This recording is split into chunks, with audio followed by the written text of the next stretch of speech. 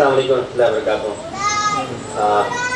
जनाब जानिया साहब, मेरी भी ख्वाहिश थी कि मैं काफ़ी और देर रुकूं, लेकिन शायद टाइम बहुत कम है। बोर्डिंग शुरू हो जाएगी शायद एक घंटे में। क्योंकि कोलकाता के सरजमीन पर हम बैठे हैं, आए हैं आज। मेरे लिए बहुत करीबी रहा है कोलकाता, क्योंकि बड़ी सी बड़ी पर्सनैलिटीज जिससे हमने मोटिवेशन हासिल किया है वो यहाँ से थी। अब्दुल कलाम आज़ाद और उनकी तहरीरें और उनकी जो फिक्रें थीं, अल्हम्दुलिल्लाह कई लोगों को ये चीज़ें इंस्पायर किया और मुझे भी अल्हम्दुलिल्लाह बहुत अरसे तक मैं इंस्पायर होता रहा। लेकिन कई वजूहात हैं, पता नहीं क्या वजूहात हैं, जिसकी वजह से शायद कुछ सालों से मैं हमेशा फ़ोन करता हूँ मुज़फ़्फ़र साहब को यहाँ के स्कूल्स के बारे में पूछने के लिए। हमेशा जवाब आता है कि बहुत ये इतने ही इंस्टीट्यूशन है, यहीं इतने ही इंस्टीट्यूशन है। और हमारे पास से एक इदारा है नारायणा, जिसके बारे में जिक्र कर रहे थे, वो यहाँ पे रिसेंटली आया और आगे छा गया, और ऐसे वैसे छाया नहीं। आज क्वालिटी एजुकेशन की जब बात करते तो वही इदारे की नाम आती है, क्योंकि शायद हमने अपने फॉर्मेट्स फिक्स कर दिए। एक फॉर्मेट है आलमी मिशन का, अल्हम्दुलिल्लाह नूर इस्लाम साहब ने बड़ा इनकलाबी काम किया है, नो डाउट अबाउट इट। लेकिन वो रेसिडेंशियल मॉडल था, एक कॉन्सेप्ट था, और वो एक कॉन्सेप्ट को अल्हम्दुलिल्लाह उन्होंने शुरू किया और एक बड़े लेवल पे ले गए। लेकिन क्या that is the only model? This is not possible, क्योंकि उनके पूरे सिस्टम के अंदर अगर 100% कैपेसिटी अगर उनकी चले तो ऑलमोस्ट 23,000 स्टूडेंट्स होने के accommodated in the entire campus of आलमी मिशन। क्या वेस्ट बंगाल में मुसलमानों की आबादी नौजवान बच्चों की क्या उतनी है? क्या नहीं है। हमारे इदारे कितने हैं?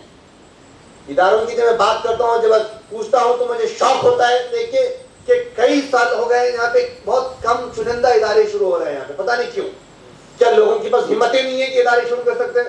खासतौर पे डे स्कॉलर्स, डे बोर्डिंग इदारे, रेसिडेंशियल इदारे अल्हम्दुलिल्लाह शुरू चल रहे हैं अच्छे, और वो कॉन्सेप्ट को लोग कॉपी भी करने की कोशिश कर रहे हैं वेस्ट बंगाल में, आलमी मिशन के कॉन्सेप्ट को।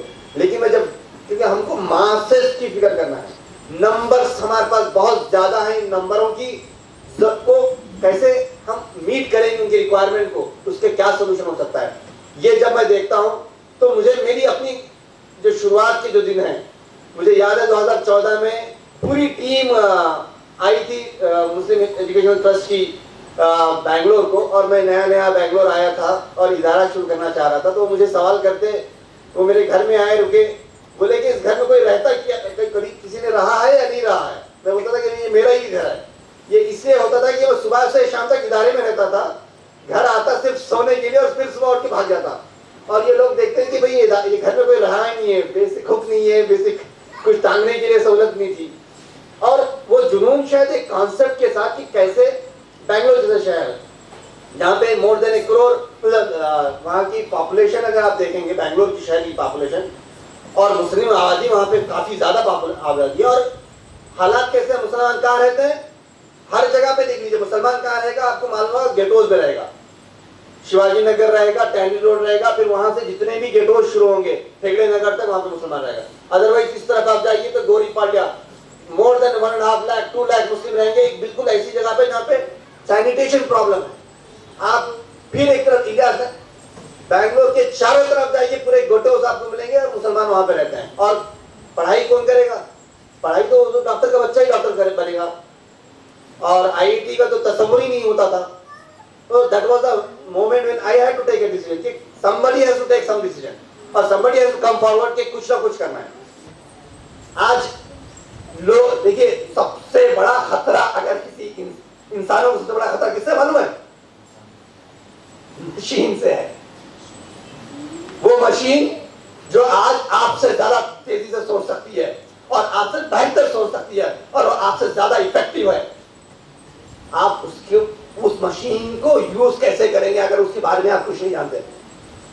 हमारा करिकुलम उसको अडॉप्ट करने के लिए टाइम लगेगा, लेकिन आपके स्कूल्स में आपको इमीडिएट तौर पे एक्शन लेना है, और इमीडिएट आपके बच्चों को as they are progressing in every grade compulsorily you need to have this grades. तो मैंने अज़म किया उसी वक्त, और अल्हम्दुलिल्लाह हमने करिकुलम डेवलप किया फॉर एंटायर पूरे ये इनोवेशन लैब के नाम से हमने कंपोजिट इनोवेशन लैब का कॉन्सेप्ट लाया, और अल्हम्दुलिल्लाह उसको वी स्टार्टेड इंप्लीमेंटिंग। बच्चा हर वीक में एक दिन कोड लैब जाएगा, मतलब other than all the subjects 1 घंटा 1 पीरियड वो इनोवेशन लैब के लिए डेडिकेट रहेगा इन ए वीक। उसमें बच्चा एक दिन कोड करेगा, दूसरे दिन रोबोटिक्स करेगा, तीसरे दिन स्पेस टेक सीखेगा, रॉकेट ही और शी विल लर्न, ट्रायल करेगा, फिर उसके बाद maths and science by doing, फिर एक सब्जेक्ट होता है जहां पे वो कम्युनिकेशन और communicative skills they will develop. That is what is required and rest of the thing इंशाल्लाह they will catch up, don't worry. I'm really sorry, I think I've taken a lot of your time. Danish bhai, I'm really sorry for this. Jazakallah khair.